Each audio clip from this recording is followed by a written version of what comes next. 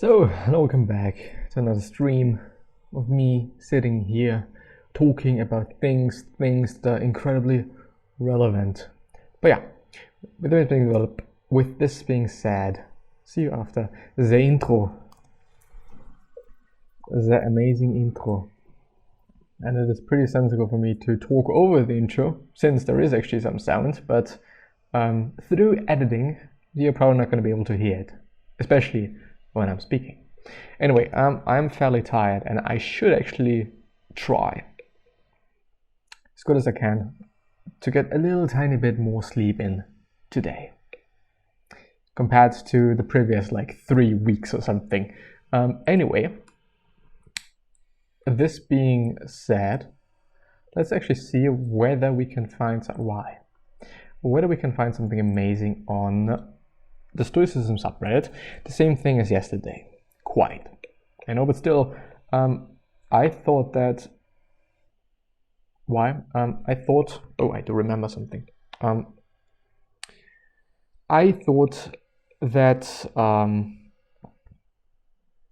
it was pretty interesting and also pretty useful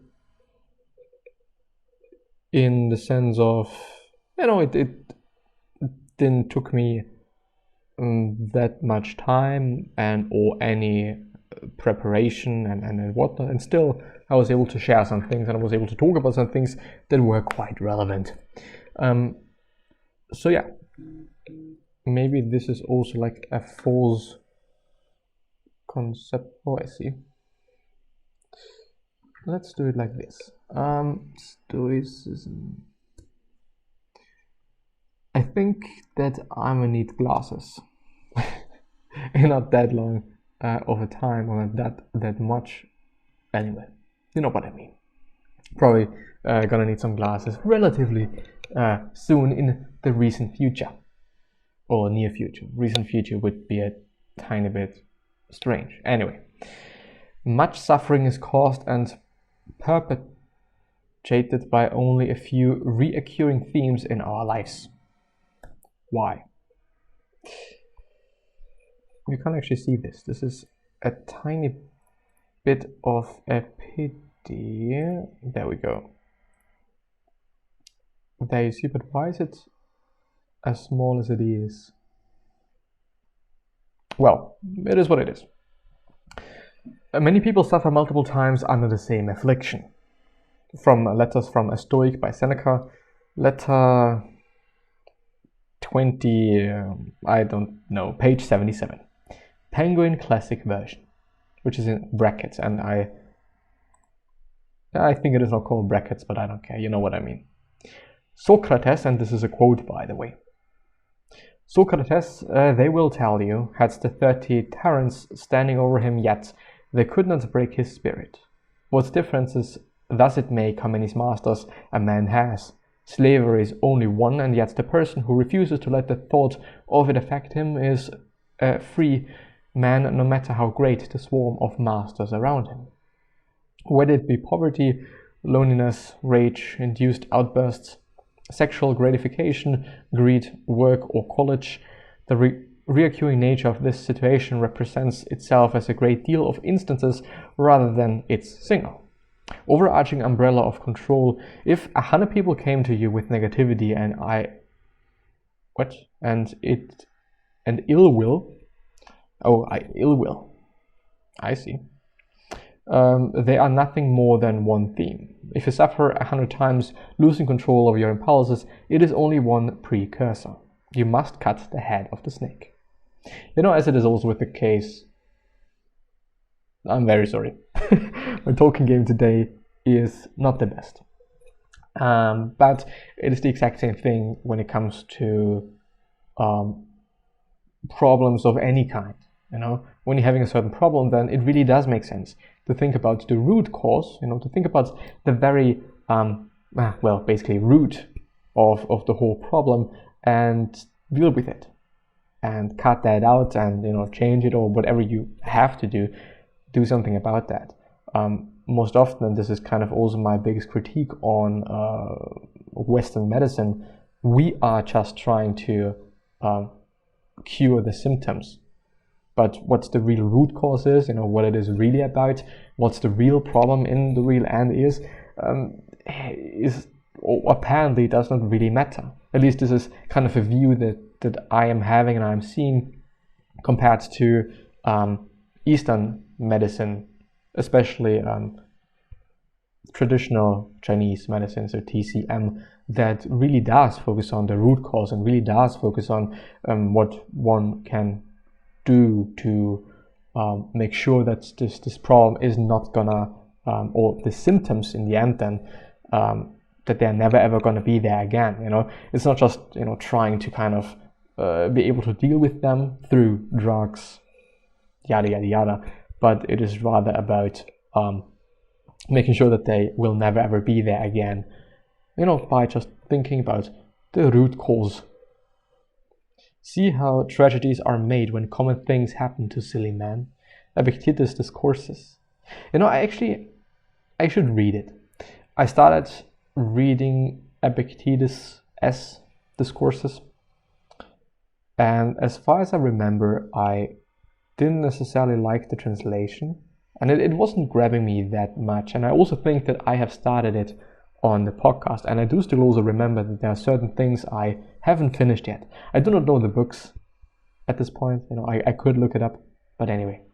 Okay, I'm not understanding this. What are the few reoccurring themes stated in the title? What is the single affliction that makes me suffer multiple times? I'm genuinely curious. The single affliction is the one you do unto yourself, letting all the noise and suffering affect you unduly. Okay, thank you. That makes sense. Well, yes, it really does. What should I say? What could I say? I mean, yes, most often when something is bad and something is bothering you, it is due to ourselves, period. This is what it is, you know. Most of the pain, most of the harm, most of the negativity that we're feeling and seeing and noticing in life is due to us. And well, it is also due to our worldview, the way we live our life essentially as well. And of course, a lot of it is planning. And you can plan for things just going quite well. And you could also just theoretically plan for things just, you know, going the complete opposite, you know, just really going shit.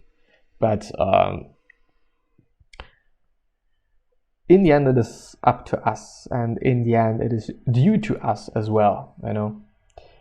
And this is kind of partly, I guess, just because I'm thinking about it, you know, a lot of people being like, okay, you know, social media is so bad, you know, we should just cut it out, you know, we should not have social media. Social media should be forbidden because it is harming us, you know, it's not good for our mental health, and so on and so forth. And of course, yes, there are there is some data that really does state that yes, this is the case. Yes, it's not good for us. Yes, overall, just mental health issues have increased, you know, with social media, I guess. I don't know if there's data on that, but essentially there is data on, you know, it affecting, especially I'd say younger people, but, you know, in the end, quite all of us in a negative way. But, well, how should I say, like, something that I always rely on as a fact and or as an option maybe is making sure that you're able to deal with these mediums and these things and these medias that you may probably not be able to ditch. Unless, of course, you know, you just delete all your social media. But of course, you know, this is also correlated to certain downsides, you know. Upside being maybe you're feeling better about yourself and, you know, whatnot. But on the other hand, you might miss important things, you know, birthdays, for example. By the way, I should be fine. I do just remember, by the way. I should be fine, should be okay, I guess. I think it is useful to be able to use social media in a way that is serving you, and really just, trying to create that framework for yourself, because you can probably then translate that into other parts of your life as well, which is the whole goal that I'm seeing there, and also quite the opportunity that I'm seeing there. Okay, I can learn how to use social media so that it is not fucking with me, that I do not feel bad about myself, I do not have FOMO and whatnot, so that this is also not going to happen in real life. And maybe, it's just up to debate now, maybe it is also easier than to do these things in real life, because on social media may be more difficult, which I don't really know if I think that way. It's just an example of how one could basically think, just to give you something to think about as well. Anyway,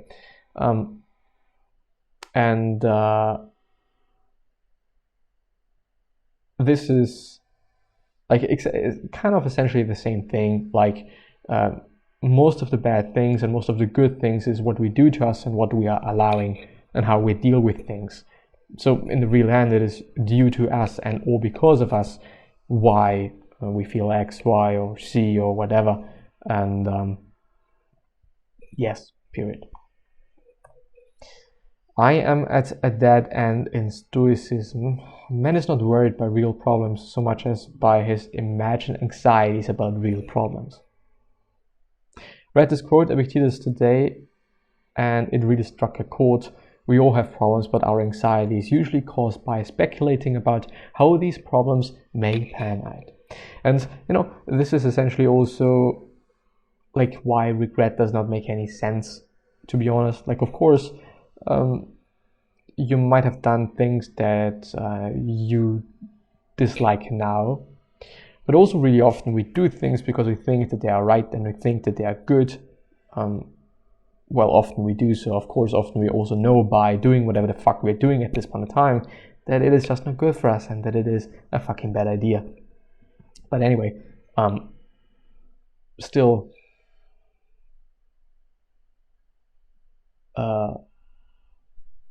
then regretting it, which is a state of mind that, I think it is not productive. That's for sure not the case. Productive in a way of, you can't do anything about it anyway, so why are you thinking about it? Secondly, it is what it is, which is kind of tied to the first one, but it's also not productive in a way that you're just feeling bad about yourself, feeling bad about whatever you did, whatever you maybe also didn't do, and so on and so forth. And so in the end, it is not productive in any way, so why think in that way?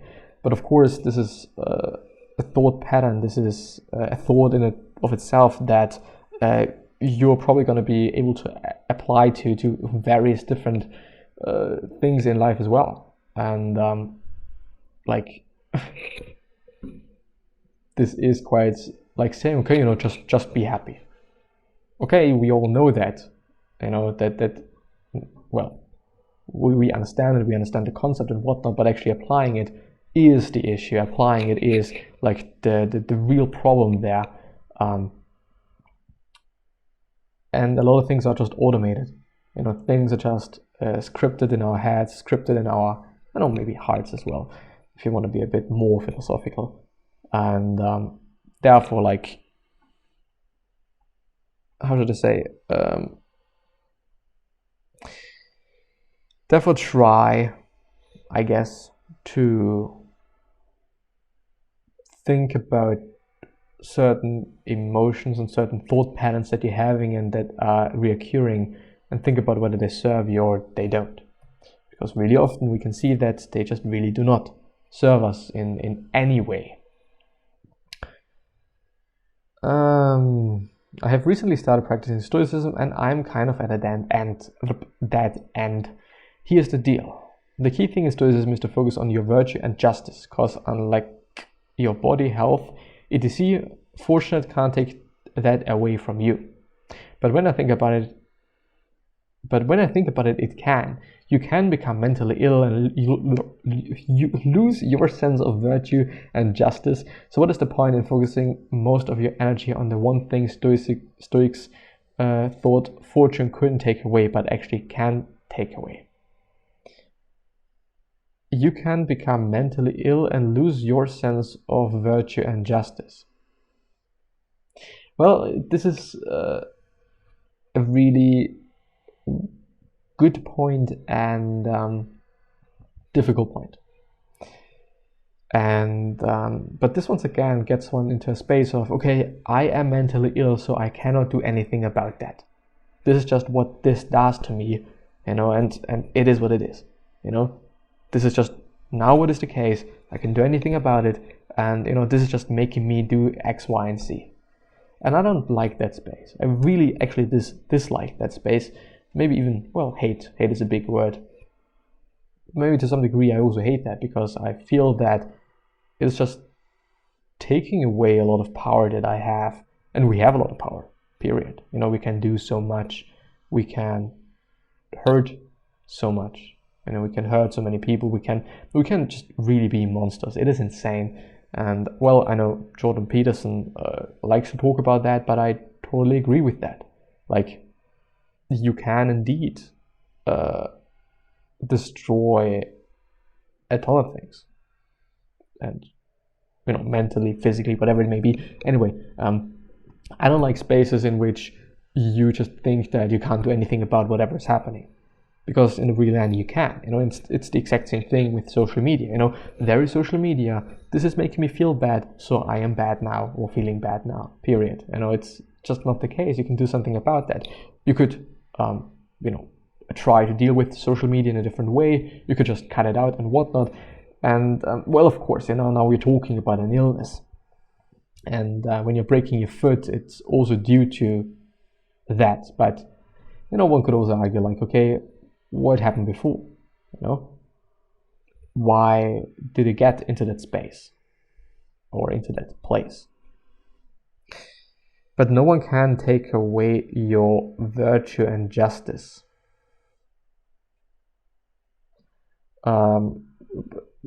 More or less, a problem that I may see coming more is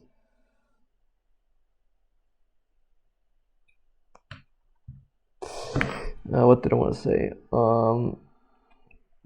Energy on one thing to well, if you're mentally ill, or if your worldview is distorted, then well, it is still your virtues and is still your justice.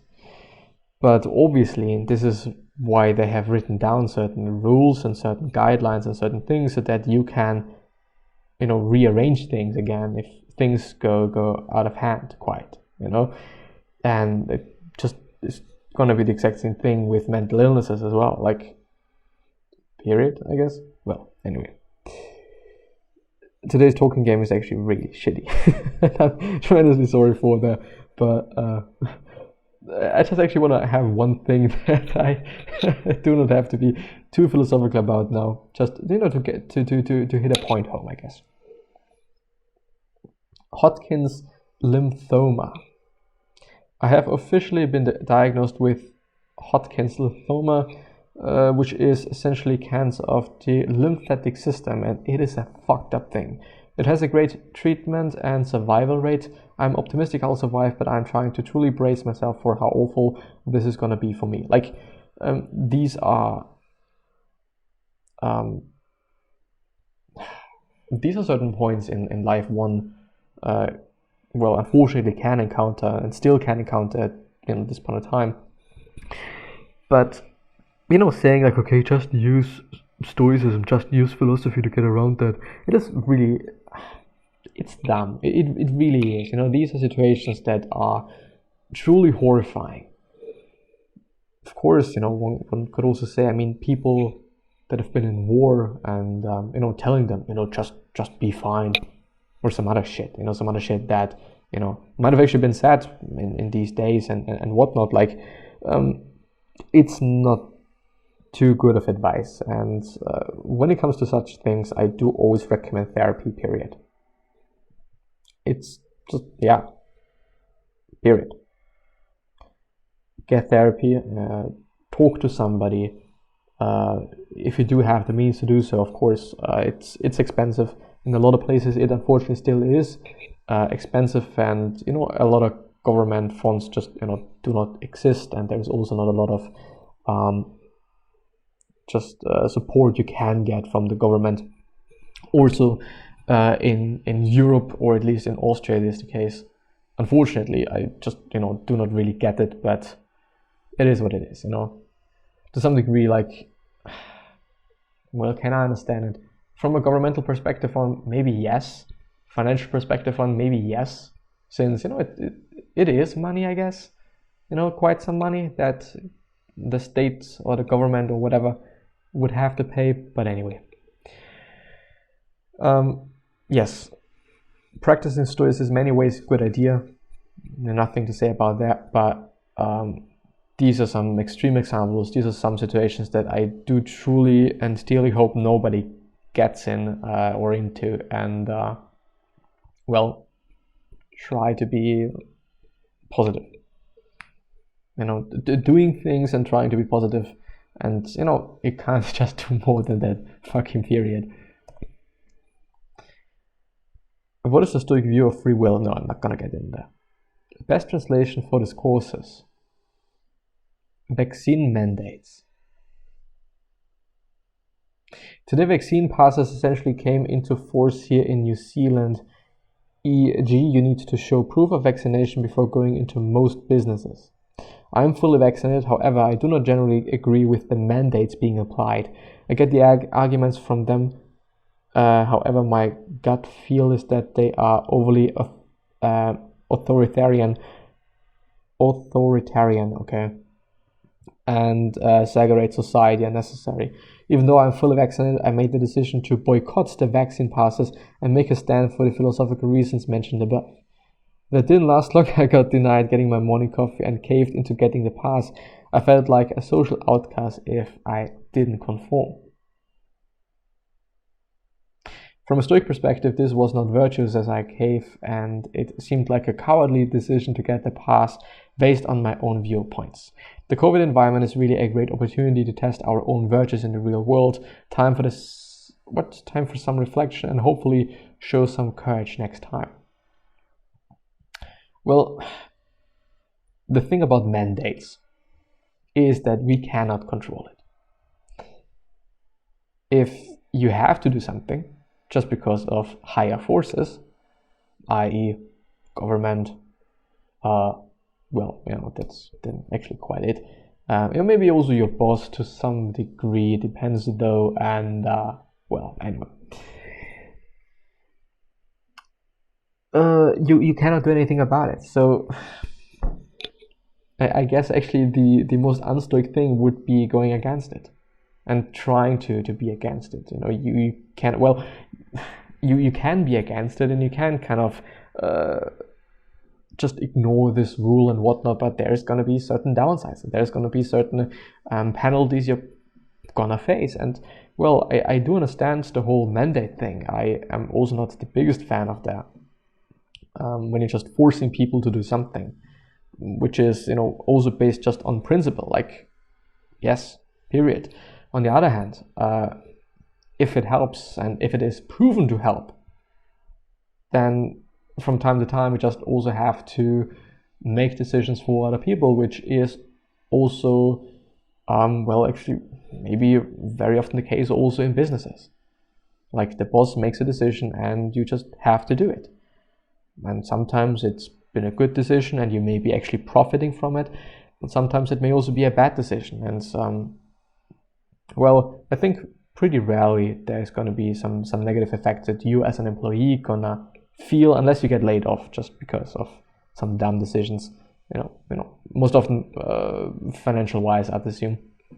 But anyway, things that we can control and things that we can't control, and being able to do you see distinct them? I don't know.